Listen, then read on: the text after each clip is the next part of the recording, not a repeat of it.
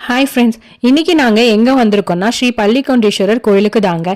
இந்த கோயில் எங்கே அமைஞ்சிருக்குன்னு பார்த்தீங்கன்னா ஆந்திர மாநிலம் சித்தூர் மாவட்டத்தில் சுருட்டப்பள்ளிங்கிற ஊரில் தான் இருக்குது. இந்த கோயிலோட சிறப்பு என்னன்னு பார்த்தீங்கன்னா பார்க்கடலை கடையும் போது வாசுகி பாம்பு விஷத்தை கக்குனதாகவும் தேவர்களும் அசுரர்களும் பயந்து இதிலிருந்து தங்களை காப்பாற்றிக்க சிவனை வேண்டினதாகவும் உடனே சிவன் விஷபாகரண மூர்த்தியாக அந்த கொடிய விஷத்தை விழுங்குனதாகவும் சொல்லப்படுது.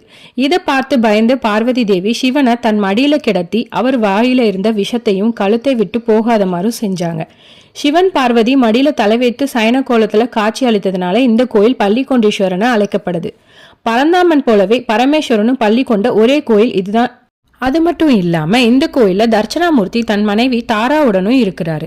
இந்த கோயில்ல என்ன ஸ்பெஷலா சனிக்கிழமையில வர மகா பிரதோஷ தினத்துல வழிபட்ட இழந்த செல்வங்களை பெறலாம், பதவி உயர்வு கிடைக்கும்னு சொல்லப்படுது.